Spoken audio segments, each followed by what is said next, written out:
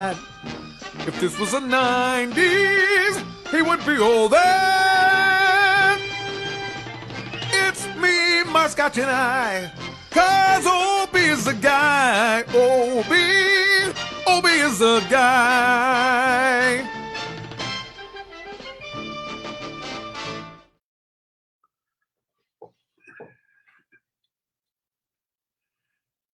And there you have it.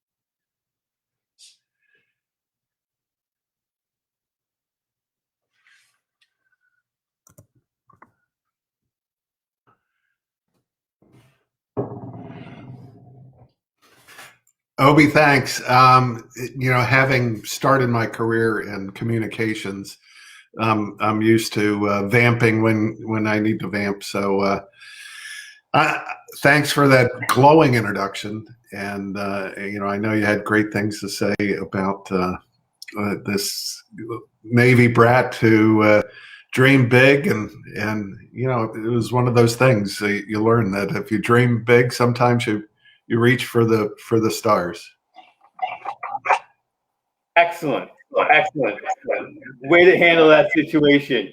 So when you do say you reach for the stars, before we keep going on, the star that most brought me to you, and there are future, you kept going after this, was being the CEO of the PGA. What are the responsibilities of the CEO of the PGA of America? Well, the PGA is actually the largest sports organization in the world. 29,000 professionals who are all certified by the PGA. So they pass a playing ability test, pass a series of education programs. Some of them go through that program at one of 18 PGA golf management universities, Penn State, New Mexico State, North Carolina State, Clemson, among many others. And, only 1 in 10 people who would like to be a PGA professional can actually pass all of the tests to do so. So it's a rigorous system set up so that we continue the legacy that the forefathers and foremothers of the PGA set out, which was to, make golf a better game, to, help people like you and I play better, but also to make a living at the game, and it's those PGA professionals who really drive what's an $84 billion a year industry. Believe it or not, there's 2 million people that get jobs because of the golf industry.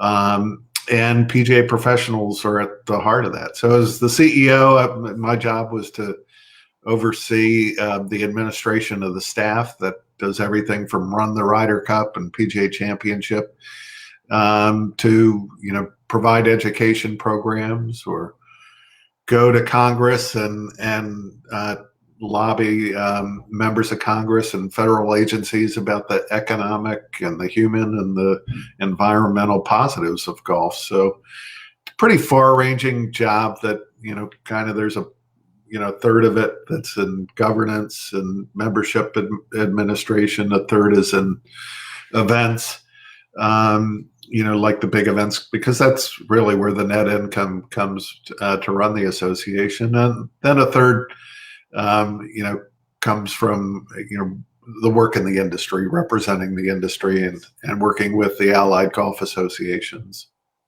Excellent. And, we did want to discuss the Masters today. And as I did some research on you, I realized how important it must be for you. It is the first tournament you worked when you went into the PGA. And 25 years later, you came home from the Masters and told your staff, I'll be retiring at the end of the year, keep working like everything's normal, but I'm done. So given how important this tournament is to you, any great behind the scenes stories about the tournament that are not something people are going to hear when they're watching Jim Nantz? Yeah. The thing that always impressed people that we would take there, because we would bring, PGA members who worked on the staff, or sponsors, and other friends of the PGA, folks that support the PGA Reach Foundation, and that they're amazed at the natural beauty. It is like an outdoor museum. Everything is perfectly manicured, but it's done in a very real way. So it's very natural. The other thing that television just can't capture is the elevation changes. They were talking today, seeing the players hit off number 10, that there's a 119-foot drop, from that tee box down to the bottom of the fairway. So that makes, for some challenging golf, some challenging spectating too, as we would take people out and walk those hills. But as modern as it is in terms of all the technology that goes into producing the Masters, it really embraces the heritage of Bobby Jones. They still hand out this pamphlet to all the spectators with the creed from Bobby Jones that spectators should react to shots commensurate with their level of skill. So, that they should, shout loudly when somebody makes an amazing putt, but a polite golf clap for, when somebody knocks in a 2-footer for par. You don't need to be part of the story at the Masters. Let the players, behind me be the story. And just go out there and enjoy golf and enjoying, a really special place. Cool. And speaking of special shots, this year's Masters going in, all eyes were on DeChambeau. Do you think physically what he's doing, is that going to be a shift in the game? Or is he just going to be the one guy who looks like a linebacker?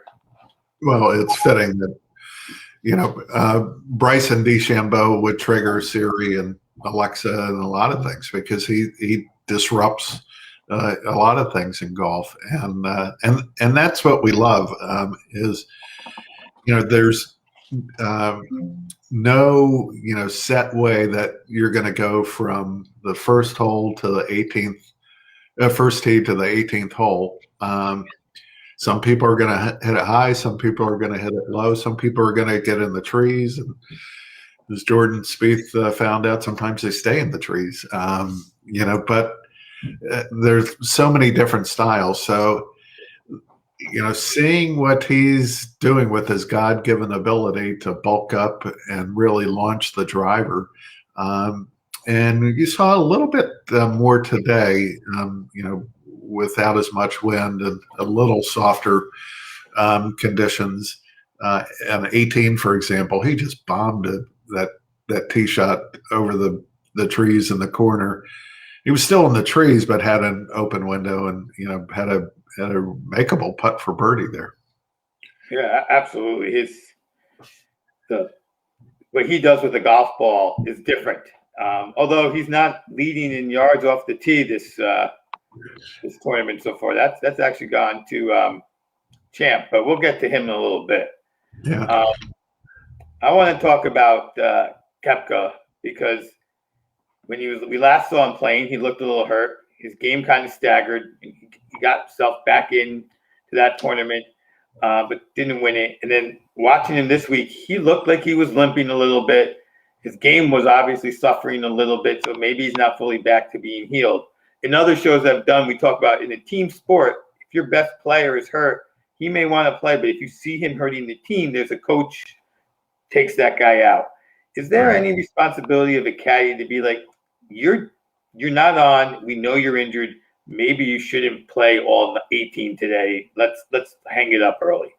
No, it really speaks to the importance of a player who's the CEO of their business. Let's face it, the CEO or the president is going to make the final call, so they're going to get input from a lot of people, they respect their caddy and their manager and, you know, their girlfriend and or now fiance. And, you know, it just speaks to how important the Masters and major championships are to the players, that you don't want to miss an opportunity to play. And there are many examples of people playing hurt. Tiger played on the famous broken leg at Torrey Pines, and he did okay.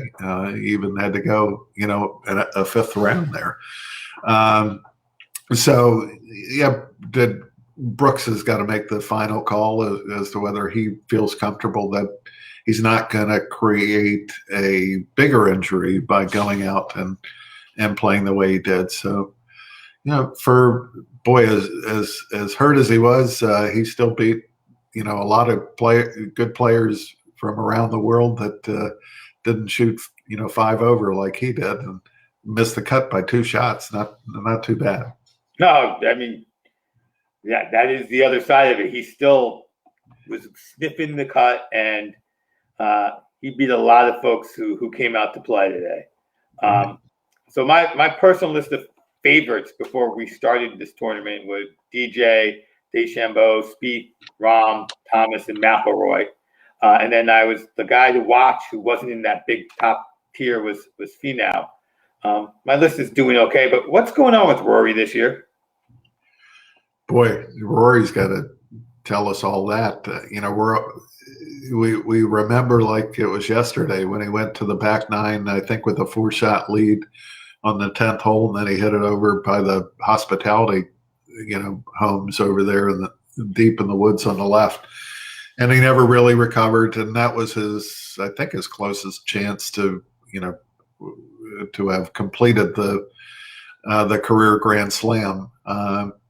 The reports are that, you know, as he himself noted, that again, that disruptor, Bryson DeChambeau, you know, changed the way a lot of players were approaching the game.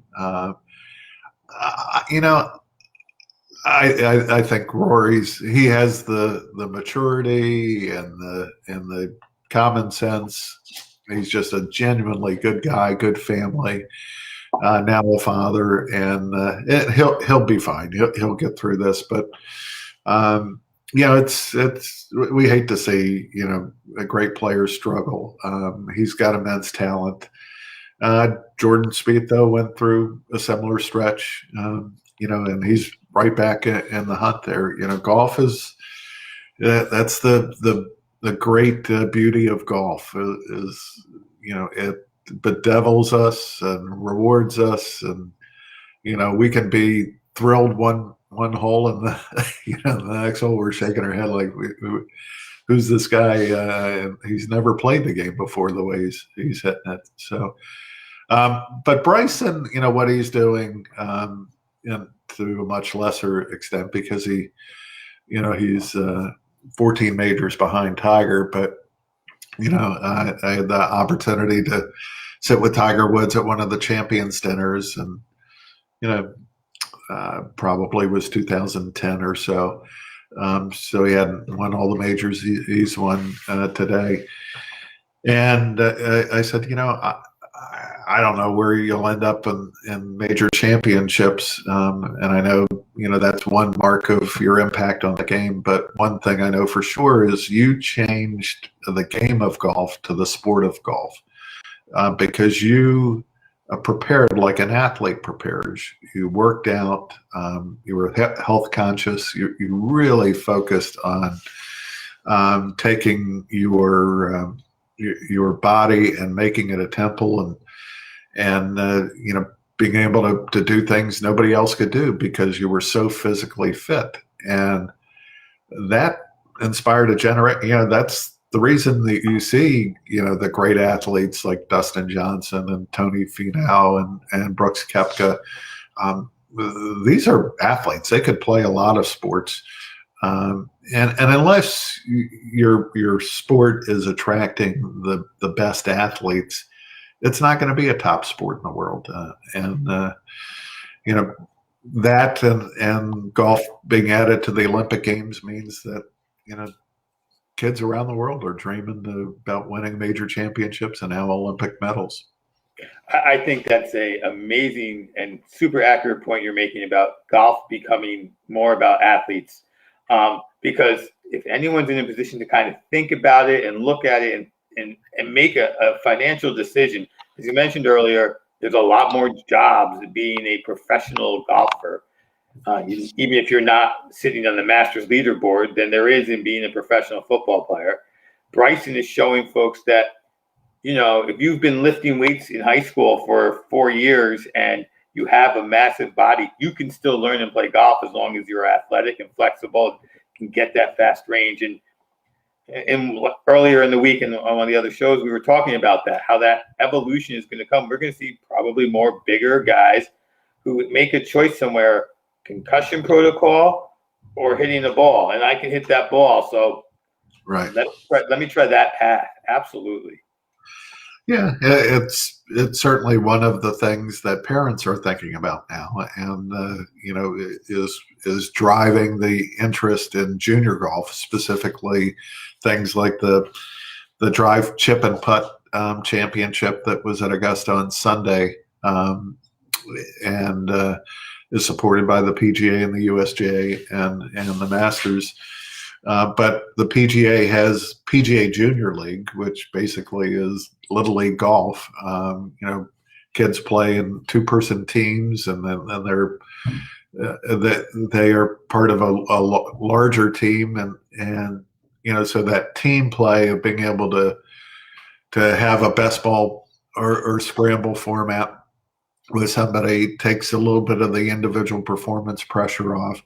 The kids love having jerseys with, their names and numbers on the back. It kind of borrows some of the things from the team sports that are traditionally something that kids get introduced to. But as you say, golf is a sport you can start at age 8 and play to age 80. And, being able to show how you can enjoy it with somebody that you like. You find, as the years go on, the individual performances, they're fun, but the time that you spend with people that you like, that's the really important thing in golf.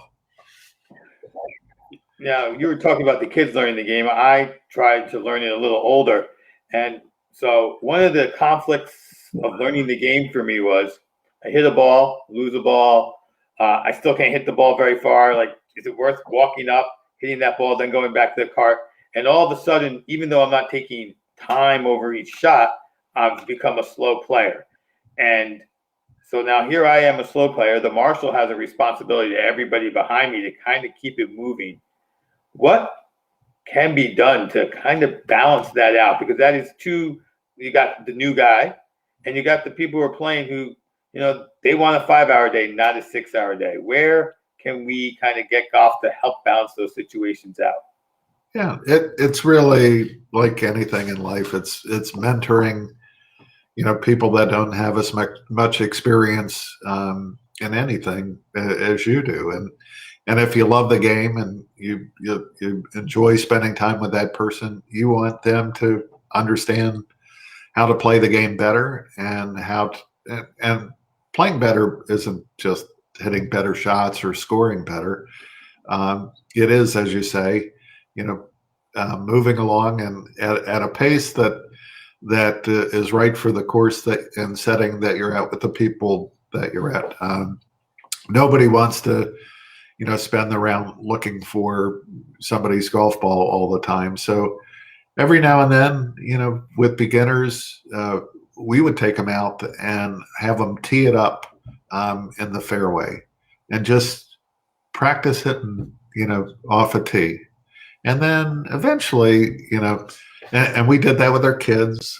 There's a great junior program called Operation 36, and it's tied to getting kids started where, the first hole is on the edge of the green, and that's the first hole. And then they move back, 25 yards and 50 yards and 75 yards, and they keep moving back. We're kind of crazy to think that we're going to take a brand new player, and it'd be like, the ski industry. Let's say the ski industry, said we're going to take these brand new skiers and we're going to give them, a half hour of lessons on the bunny slopes, but then we're going to send them out to the double blacks and see if, well, like kill themselves, and it's not going to be enjoyable for the people around them. So you're seeing, more golf courses invest in short game areas and practice ranges. We got a local club here in town called Jonathan's Landing that Gil Hansen and Brad Faxon have collaborated on to build a new golf course, but it's got a few holes that are contiguous with the practice range and some practice holes. So that is kind of a golf park now that people can just go out and have fun. And as long as you're having fun, you're not going to get tense. You're not going to get, if the people around you are really on you, then what's going to happen? You tighten up. And the worst thing you can do in any athletic activity is to tighten your muscles. I mean, you can't run as fast. You can't jump as high. You can't throw as far. And you can't, hit the golf shots you need to do. So you have to relax and have fun. Don't worry about the score.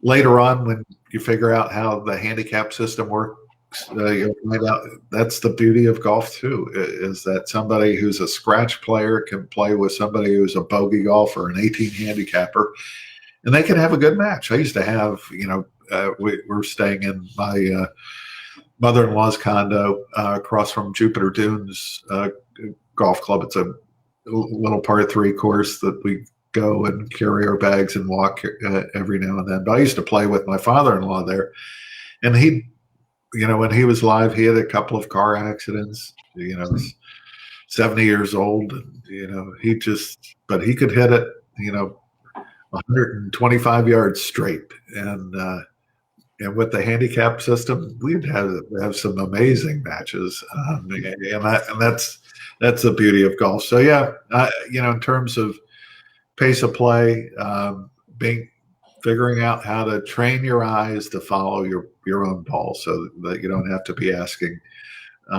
your partners in the group, where'd that shot go? I didn't see where that shot went. That's your number one job. Hit it straight. You don't have to be a hero, and really spend time on short game, because most of the shots and time is around the green. You can hit 150 to 250 yard shot and you hit it up near the hole, but then all hell breaks loose sometimes. On the green, roll it off. On the green, roll it off. On the green, roll it off. You saw that at the Masters, and these are the best players in the world sometimes. Absolutely. You can find us on Facebook, Instagram, TikTok, and YouTube as Me, My Scotch, and I, Twitter as Scotch and I, and we are talking with retired CEO of PGA of America, Joe Steranka. So, who is? Well, before we get back to Masters, one question that really comes to mind with all the things we've been talking about learning the game: how, if at all, is Topgolf changing what's going on with people playing the game? I know for me, it was like, oh, I can have fun with a bunch of guys who I play golf with for 3 hours and not 6 hours, and get back to my wife, do some stuff around the house. Right. Yeah, it is the fun factor. There's a technology element, at a Topgolf facility, for those people who are watching that haven't been to one. You basically go to a lane in a bowling alley, but it is, a pod, that you and your friends would play at, and each of you gets a bucket of balls, but each ball has an RFID chip that tracks how far it went and what the proximity to the hole was. So every shot you get points. So and that's a little bit of the gamification of sports that you're seeing, because of of video gaming. But the key thing is that it is time and dollar flexible. So you can go there and drink iced tea or sip bottled water.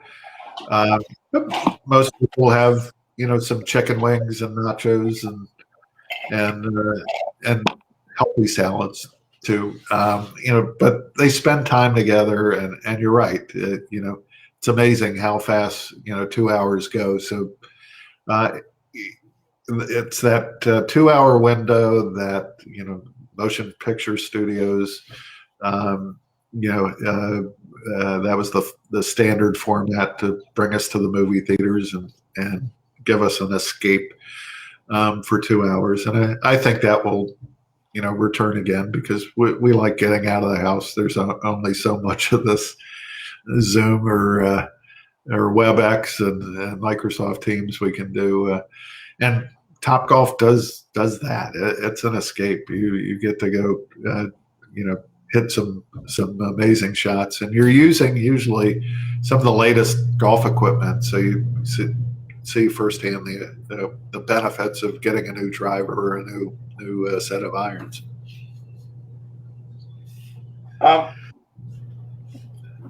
In this year's tournament, who is surprising you the most by both doing well, and who's surprising you by how poorly they have done so far over 2 days? Yeah, Brian Harmon's been playing good of late, but wasn't sure that and the match play is a different format where anything can happen in match play. So, yeah, to see his game over these first 2 rounds has been impressive. Will Zalatoris, the rookie, got a Greek name, but he's got flowing blonde locks. California kid, but he has been fun to watch, and he had nerves of steel. He's got that interesting putting stroke where he takes the long putter and puts it against his forearm. So kind of the modern way of using a long handled putter. So yeah, those two for sure. DJ and Rory, the two big disappointments. I mean, we love to see those top players play well. The event means a lot to them. So to have that performance, have it get away from them down the end and not being able to capitalize on the par fives, and those guys usually they're going to play those par fives 4 under. So, but today and yesterday, not so much. No. And along those notes, or maybe not surprising, is I know I have, and I feel like the golfing fan community has been watching Jordan Spieth all year, going, he's kind of coming back. He's finishing the top. He's winning the tournament, and here he is, very well positioned. And after 2 days, and I think most people are probably not surprised. But if you'd asked them a year ago, I think there would have been a much bigger shock value. Yeah, and it shows how comfortable and confident he is in his game. Usually, you get a triple bogey on like you did on 9, and hit the tree and 3-putt, and that could derail your round. And no, he got it together and came back, and today didn't do a whole lot, but poured in that 30-footer on 17. It was vintage Jordan again. So he's right where he needs to be. It's going to be a really exciting weekend. Saturday is moving day, so that'll be another big adventure, and expect to see some big swings on the leaderboard. Yeah, absolutely, especially with the lead Rose had, and then where Rose is now. He put up a number yesterday that before he was playing seemed like it was going to be impossible to hit, and then today just showed up, and so he left the door open. And I do agree with you, tomorrow is going to be very exciting. We've now reached the fashion scorecard portion of the show. So if you say you've watched, so you may know what's coming up. We should get some pictures on screen in just a moment. And unlike past episodes, we're not going to pick just a couple of guys. We're kind of going to look at golf over time. So here we are with Ben Hogan, one of the dominant forces, if not the dominant force of the 1940s. Of course, this picture is in black and white. We're looking at what I think we imagine as a classic golf outfit, a long sleeve button-down shirt, the spotted kerchief, and knickers, and even his golf shoes are wingtipped. No hats, pomade in his hair.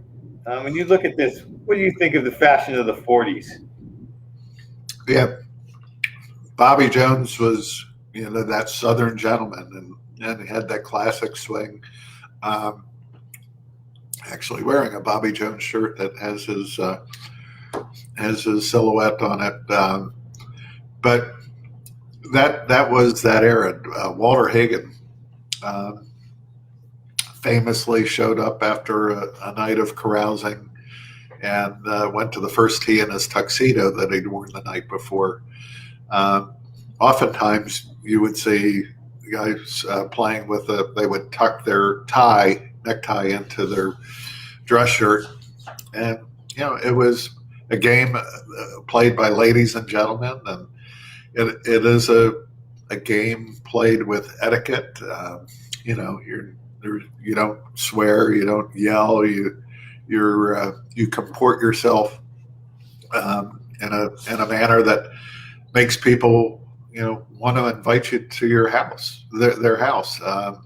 That's usually also one of the great ways to do job interviews. I would always take people out and see how they handle the thrill of victory and the agony of defeat, in the words of Wide World of Sports, because you had to get all of that in an 18-hole round. You don't play 18 perfect holes, or when you do, that's one that you remember for a long time.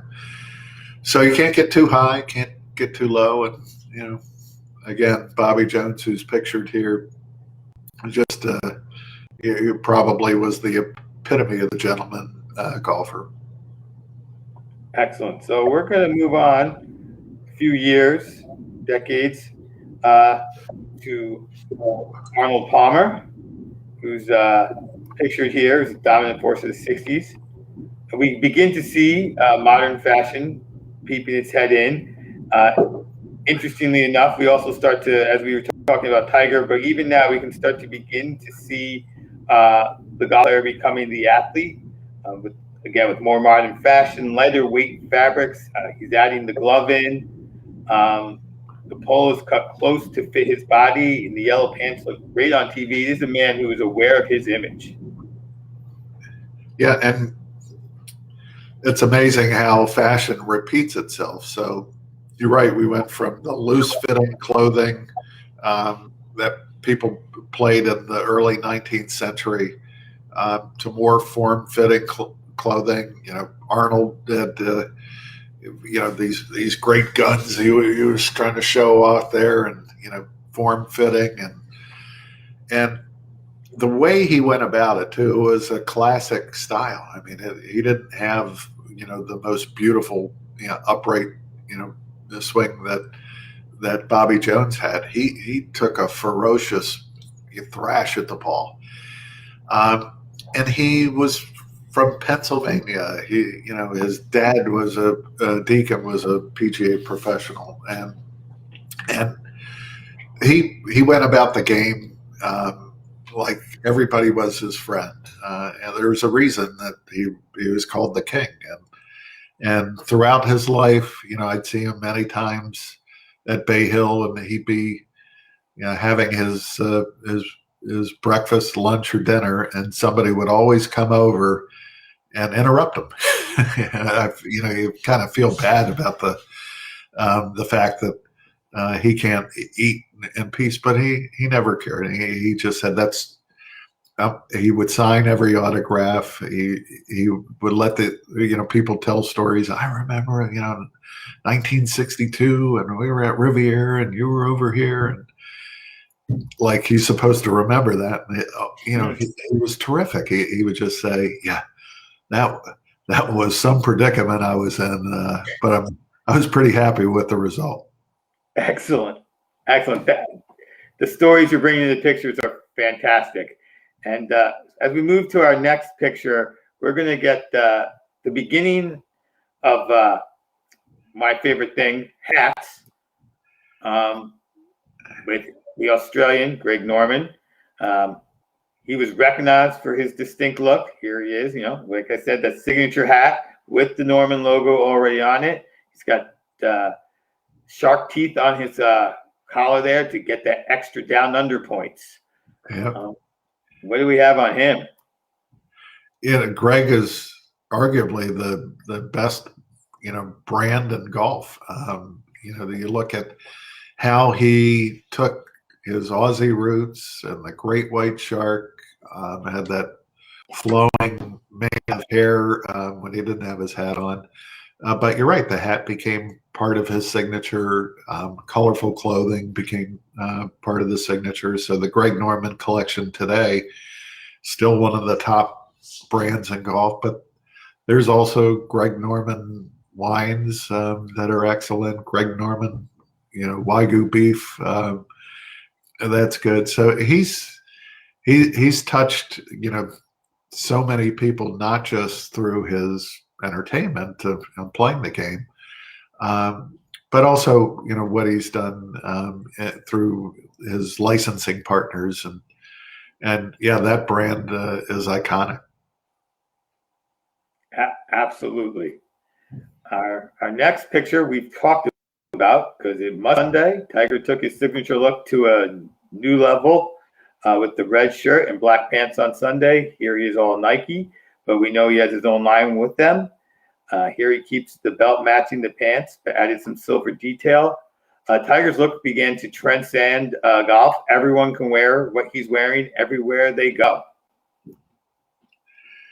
Yeah, they again, if Greg, you know, Arnold Palmer took golf to this level, and Jack to another level, and Greg Norman through, you know, through the international ranks and his licensing. But there aren't too many one name icons in the world. You know, we think of, you know, Sting or Leonardo or Madonna, and we had one in Tiger.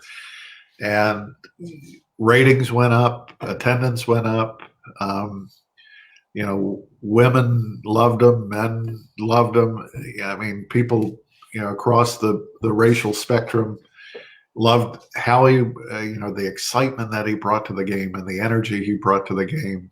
And it took a while because he was wearing those loose, baggy pants and shirts for a while, but the stylists at Nike they're pretty good. And they came up with the form and the function that fit his physique and his you know, his need for fabrics that could stretch as he, you know, hit some of the most amazing shots in the history of golf. Now, our last picture here, Ricky Fowler has moved his look from the links to the streets.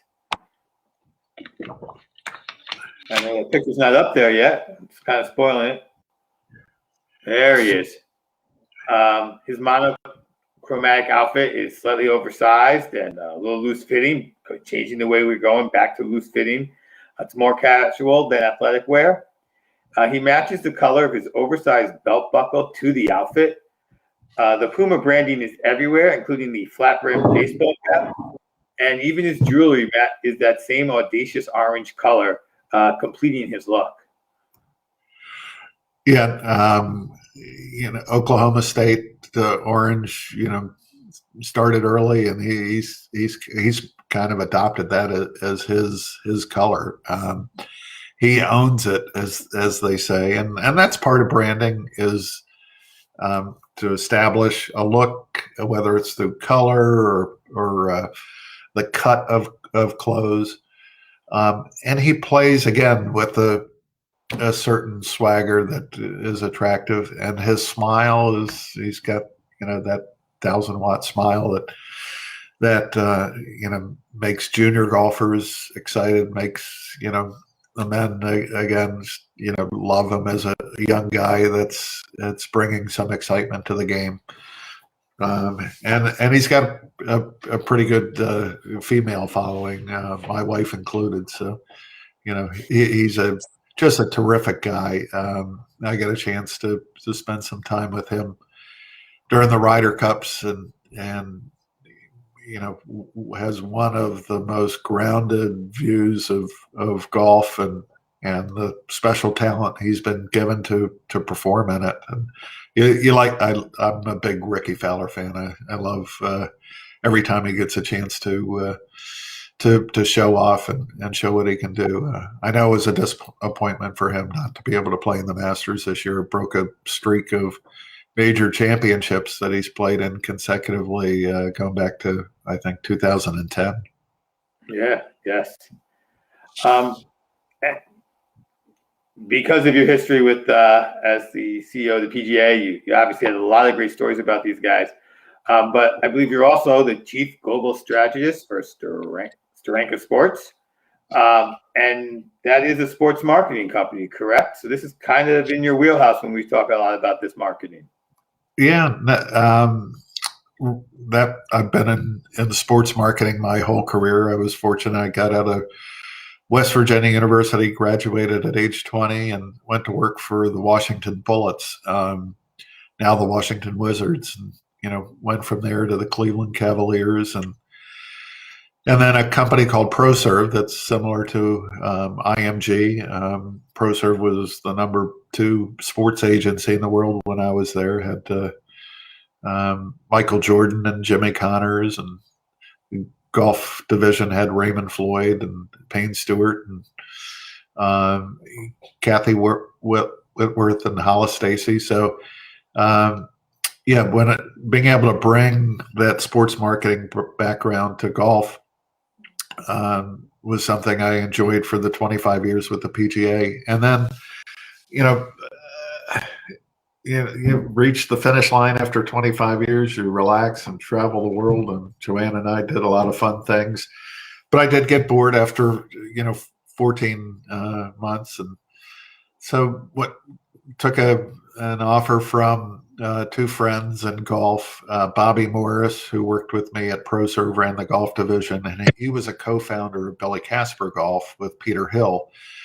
And Billy Casper Golf was rebranded recently as Indigo and then sold to Troon at the end of last year. And they're owned and managed 160 courses around the world. 5 million unique customers would come through the doors of Billy Casper golf facilities, a lot of daily feed golf. And they have a marketing division called Buffalo, and the Buffalo group is, where I'm employed. And so we took the Steranka Sport, my brand is still pretty good in golf. So we took the Steranka Sports Strategy brand and put it under Buffalo. And it's fun to be able to work and continue to contribute to golf to help young people that are, doing great things. So Joe Ossel, who runs Golf Tech, one of the largest instruction business in the world. Sal Syed, who runs Arcos, they create the sensors that go in the end of your clubs and allow every golfer to have their own shot length data. The management team down at Casa de Campo and at Kohler, and so it's fun to be able to do that. And when you don't have to focus on operations, you do get a chance to step back and take a broader view and look at the opportunities that are coming up. What are the challenges? And during the last 12 months, there have been a lot of both during the COVID era. And I'm thrilled to say that, hey, golf is one that really responded and is much stronger now as we're hopefully coming out of COVID.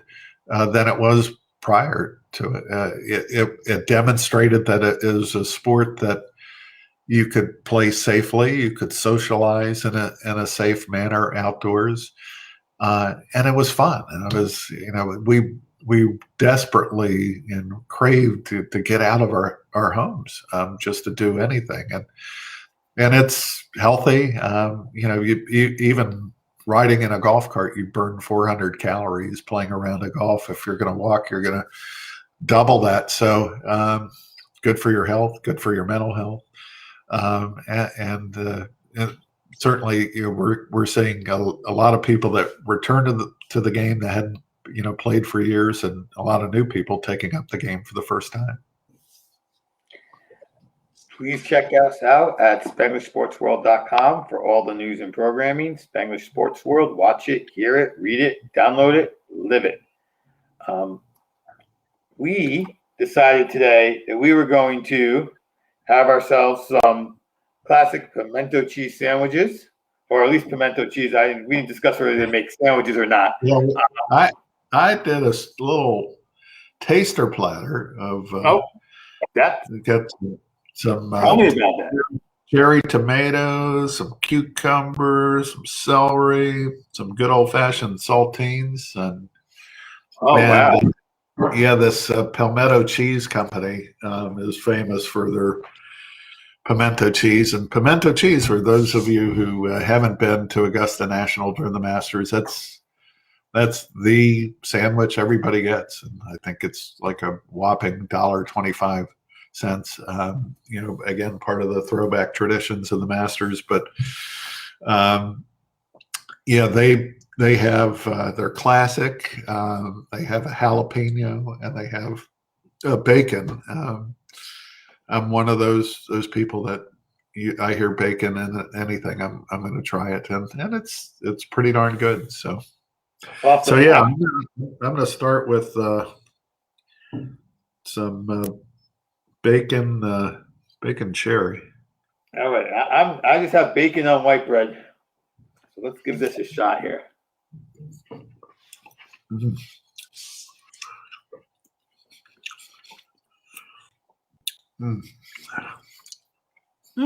Perfect. I had no idea what to expect. The bacon is nice in there. You can get just that little salty fattiness to it. Not that cheese needs any more fat, but very nice. And I should have definitely gone with the red wine. The good glass of red, especially at this hour, probably the right thing to do. Some cucumber now. Oh, you got so much. You're good to go. How's the difference between the tomato and the cucumber? That crisp, the tomato a little softer, so the crispness, it really helps accentuate that soft cheese, and that little, the cucumber juice is like, that's one of the new fancy modern cocktails now, is putting cucumber juice in a lot of things. So it's got that distinctive taste, which is really nice, and offsets that fatty, salty taste that we crave in bacon. All right, I'm going to go try this the spicy one. We'll see how spicy is the jalapeno one. Yeah, it is spicy, but I throw on this little candied jalapeno on top to just take it over the top. So it's. Oh yes, you know what? You're right. It's spicy. It could use a little extra kick because the cheese and that milk holds back your spice.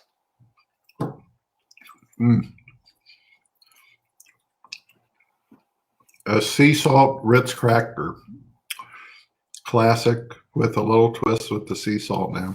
But it's fantastic. Oh yeah, that can, because it is missing the salt from the bacon one. I would not. It's in hindsight, I can see how much more salt that bacon added over the heat. Right. And that's why I like them both. It's nice to to go back and forth and pair it with different things. Just see the interaction of the flavors and the textures. And, Yes, but, absolutely. Yeah, it's Masters Week. You got to eat some pimento cheese. Yes, I didn't read the full article, but there was an article of a guy who said, I went down and I'm going to eat only pimento sandwiches for 24 hours. I don't know how, didn't get to the end, but he did compare them to he said they're the Taylor ham and cheese sandwich of the Masters for those folks from New Jersey. Mm. Mm. Mm. I'll tell you what, the regular, which I just had, it's a little too bland. You need either that spice or that salt. Maybe the cracker. I'm on white bread, so the right cracker. We probably should have started with the plain first, because you're right. The extra flavor from the jalapeno and the bacon makes anything, taste a little bland after that. But yeah, for those of you at home, you're starting out your journey down the path of pimento cheesehead fandom. Start with the classic, but actually they have a sampler pack you can get. Yes, that's what I got after you suggested it. It definitely worked out well. We don't have a lot of time left, but I have one more question I really want to get to, and then if we get cut off, we'll get cut off. But so if and when Tiger returns to golf, if he can't play at a level he wants, whether in the regular PGA or the MAC or the Champions, I kind of imagine, we've kind of talked about this already, that it's already going on in different ways, but he creating an academy where he can continue to bring youth into the sport.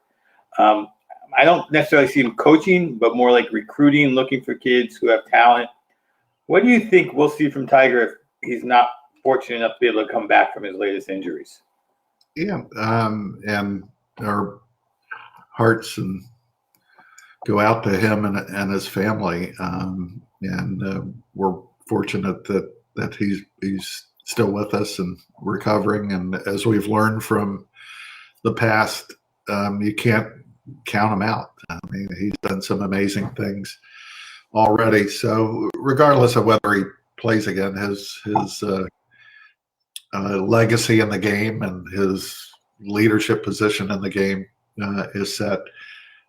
One of the things he did relatively early was started the Tiger Woods Learning Center. He did the first one out in Anaheim and did one in Washington, D.C., and then one down here in Florida. And it does exactly that, more focused on STEM, being able to take young kids, get them into after-school programs, provide them great technology and mentors and teachers to supplement what they were learning in school.